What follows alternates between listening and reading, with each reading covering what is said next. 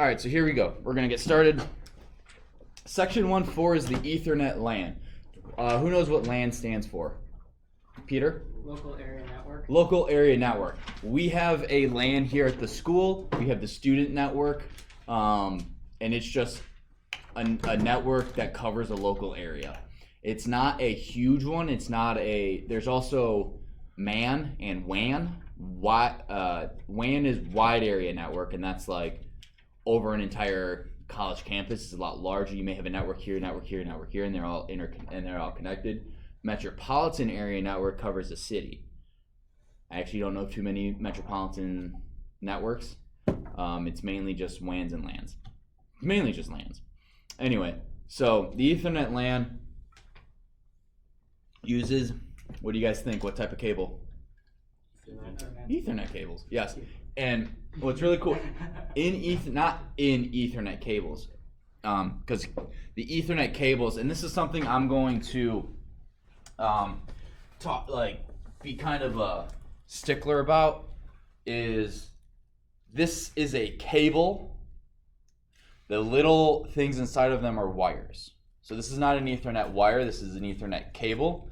And if you look in here, you should see 8 different, this is kind of heavy. Yeah. You guys should see 8 little cables, 8 little wires. Those are copper wires, so just pass that around. And that is where the information travels. Information goes along 4 of the pairs, and the other 4 are used for future proofing when they first designed that. So I can't remember what pairs. I think it's I can't remember. 1, 2, 3, 6. I think are the transmit pairs, are the wires that do it, and then the other 2, like I said, are used for future proofing. But if you use PoE, which is power over Ethernet, so for example, if I have, I'll just go with the camera. So a camera is powered through the Ethernet cable, and it transmits all the information. So I don't have to have for every camera a little outlet to plug them in at, because technically it's actually against fire code to have anything like that above the ceiling. So all outlets need to be at the ceiling level, as you can see here. That couldn't have something plugged in above the ceiling, because if it were to spark, it lands on the ceiling tile and everything catches on fire. So PoE uses one of those pairs of wires to transmit the power, and the other 4 pairs are used for transmitting and receiving data. So it's pretty cool that all that can be done in just those 4 pairs. And so with the Ethernet LAN, if everything's plugged in with Ethernet, right, one thing you got to be careful of is if everyone's talking at once, how do we avoid data collisions? Now, data is set in packets, and we're going to get into this one right down here. It's a packet of information, right? In that packet, there's bits and information. Not all of the information in the packet is what's being sent, right? Again, we're going to use Starbucks a lot in here. So imagine a packet being your order. I have a chai latte grande for Peter, mobile, and they set it down. What the information in that, it's not just the cup, it's not just the information I want transmitted, it's not the text, it's actually who did it, what it is, and that sort of thing. So in this, we get the source address, where it came from, where it's going, what information is in there. If there's not a lot of information, you actually have to pad it to make sure it gets to a certain amount of information, and then something that makes sure it gets sent in the correct order. So all of that is within a few bytes of information. Actually, I think it's more than just a few. Okay, cool. Okay, so one of those things, the data collision, there's a protocol, and this does come up. You don't necessarily have to be able to know what each letter stands for, but you do need to know when you see this what it does. But the CSMA/CD, that is the that essentially allows multiple people, multiple computers to be talking at the same time on the same network, and it prevents data collisions. So if Peter and I was looking at Nikki and I said, Peter, if Nikki and Michael are talking to me, I have to be able to go, stop talking, you say something, then I say, okay, Michael. That's what that collision detection, collision detection figures out. And then there's also collision avoidance, which we learn about later. Basically, if it's collision detection, it tells it to resend information. At least I think. So in the frame, in the Ethernet frame, this is something I can't remember it being a big deal on the Networking Plus certification. I do remember a question or two on the A Plus certification, which is an which is a beginner level, entry level IT certification. So if you're looking to go into IT in any way, I'd recommend getting the A Plus because that is like bench level, little bit of everything. So again, I'm just going to go through this pretty quick. The preamble used for synchronization, like a lot of this stuff you don't need to know. What is the preamble in a Ethernet frame? Like you just don't need to know that. The big things you do need to know is that it does have a destination MAC and a MAC address. So this packet is going to that place, and it's coming from this one. The length, this will actually, that just tells you how many things are in there. I'm not going to go over it. The actual data is the main part of the frame. This is the main part of the packet. And packet is actually different than a frame. Frame, and I think this might have been the question, frame is specific to Ethernet. It's specific to an Ethernet cable. Packet is wireless. I really hope, so I turned on comments on my YouTube videos and I'm really scared people are going to be like, you don't know what you're talking about. So I'm like 90% sure that packet Wi-Fi thing is correct, but only about 90. And then a pad. Now this is cool. And in Python, you can do this too. I think everyone here, except Peter, has taken Python. With strings, if you needed a string to be 9 digits and it only had 6, you can fill it, you can pad it with certain things. That's what this is. This is just a pad to make sure that the information, if it's less than a certain amount, is filled with random stuff. It's filled with specific information, so it meets, I think, 64 bytes. Yeah, 64 bytes of information in this frame. That's all that is. And then frame check sequence, CRC value. I just actually, for my Security Plus, that is something on here. What is that?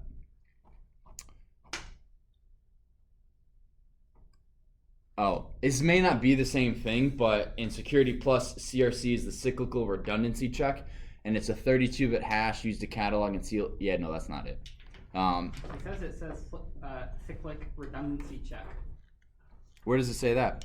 The second paragraph, second to last sentence. The last part of the frame.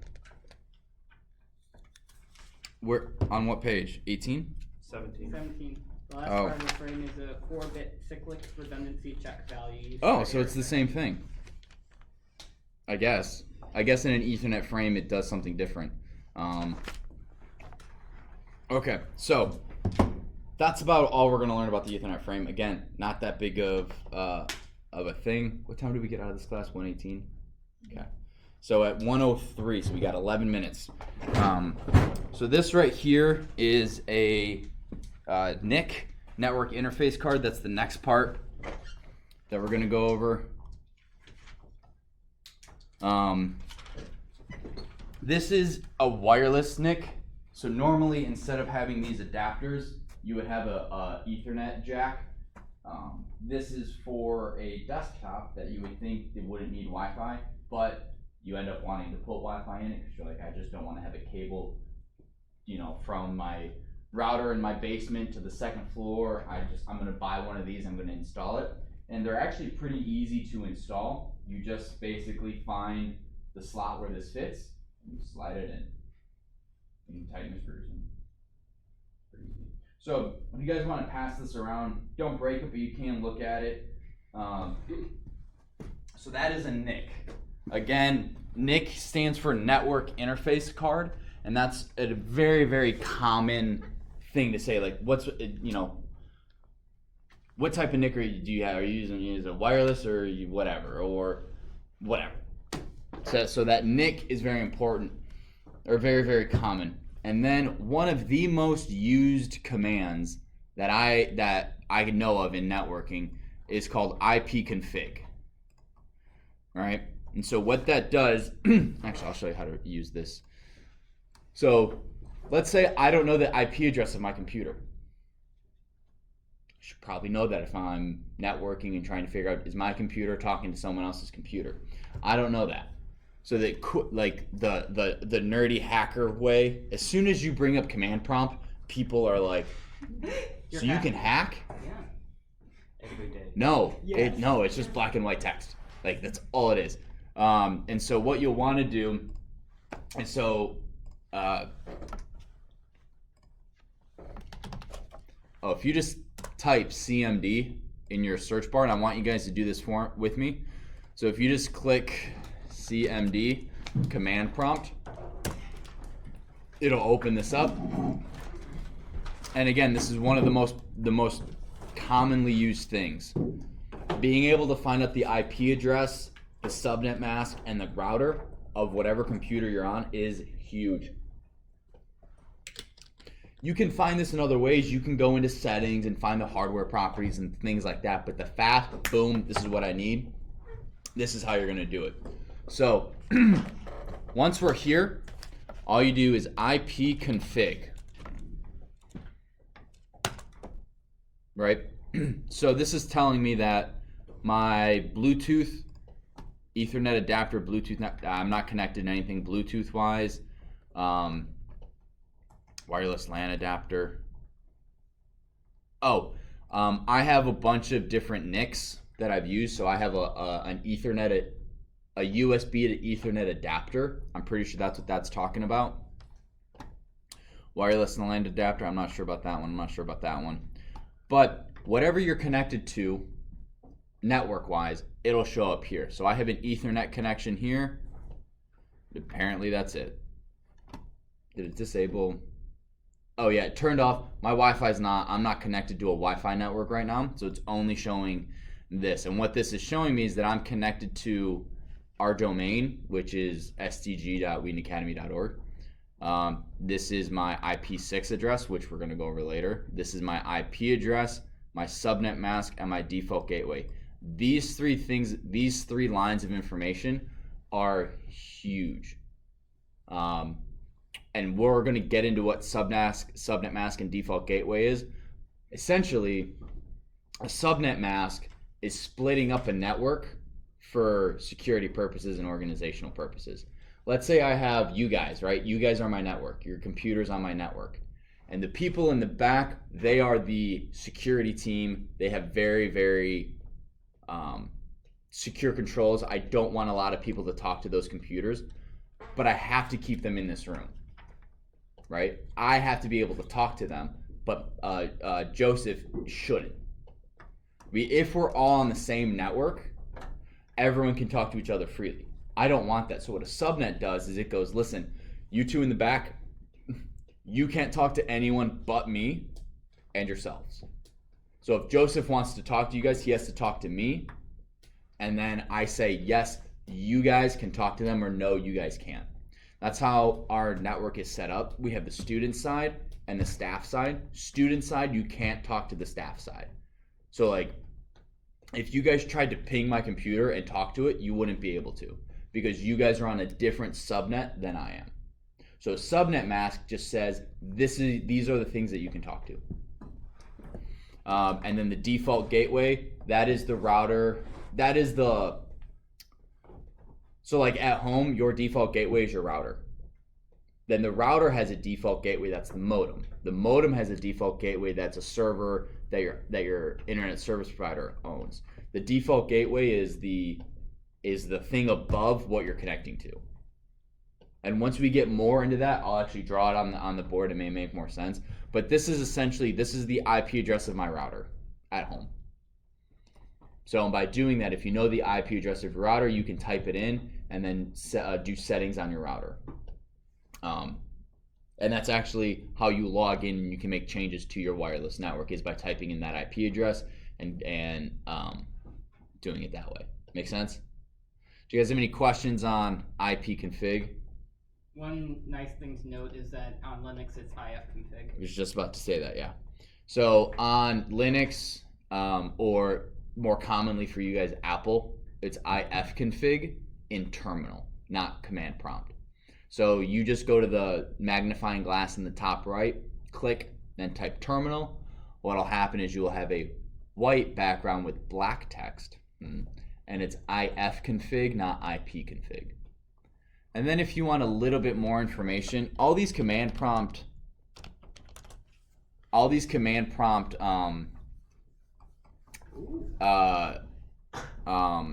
commands, these command prompt commands, have parameters.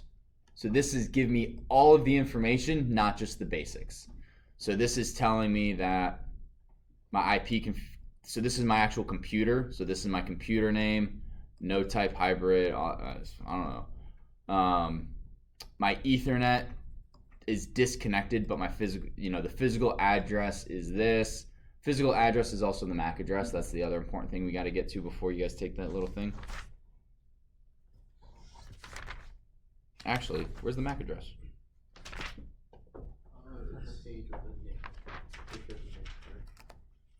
Oh gosh, seriously, I am blind. I am so blind right now. So notice one of the important things is I don't have my MAC address, and I told you guys the other day the MAC address is the unique identifier for my computer. So if I want to block everyone's computer but my own on my network, I need to know my MAC address, because I need to say any MAC address that is not mine, block. So I don't have that here. So what I need to do is by using ipconfig all, I can go and I can find my Wi-Fi. That's my Ethernet wireless. Okay, this is my MAC address. I need to make sure that this is okay on my network. Yes. Can you do the same thing with the IP?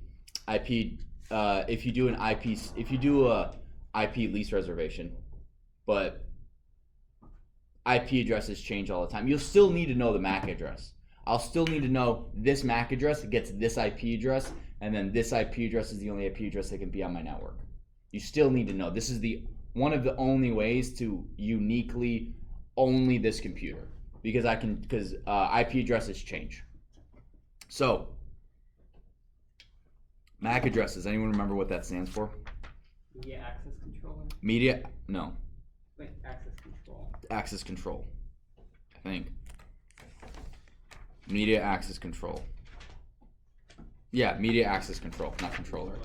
And just so you guys know, a very good thing to know, the OUI, organizationally unique identifier, the first 6 numbers are for a specific type of hardware. The next 6 are for the individual computer. So like when we got a shipment of your guys' Surfaces, all of you guys probably have the first same 6 bits of your MAC address. So Maddie, did you run ipconfig? Mm-hmm. What's the first 6 of your MAC address? B8, B1, B5. Is that what you guys have? I don't have a MAC address. Then you didn't do ipconfig all. So what we can do is, let's say I want to block 600 devices on my network that are all ordered from the same place at the same time, and the first 6 are all the same. I can just do a MAC. I can't remember the term. I can use the OUI to block all of you guys. So by using those first 6, so instead of having 8 individual blockings, I say 1, anyone that has this organizational unique identifier. Joseph. Won't you eventually run out of unique MAC addresses? No, they're hexadecimal, which means each one of those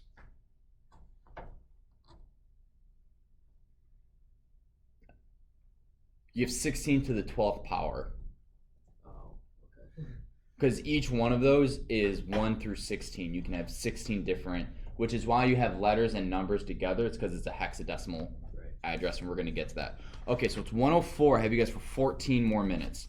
And I really want you guys to do the I really want you guys to do this test. So IP addressing, we'll go over tomorrow, or we'll go over Monday, because there's not that much. You guys are somewhat familiar with what an IP address is. Okay, so I'm gonna stop the video. Actually, I'm gonna show you what you guys are gonna need to do. And so if you go to networking and you go to assignments, networking plus practice exam, you're going to click on that, and it says please go to this link. And if you click it, open in a new tab, it will open this. So what you're going to do is you're just going to read the question, pick an answer. If you don't know what it is, do your best guess. Try your best. And then at the very, very end, you'll see something like this. I'm gonna show you guys the test that I did well on, not the one I did poorly on. You'll see something like this, and it will say, oh, this is wrong, obviously true, false, but it'll tell you the correct answer. So what I want you guys to do is go, okay, I screwed up the ports on IMAP, they are this, they are that. Or what is SOX and what is HIPAA versus ITIL? Yeah, I mean, how could I get that wrong?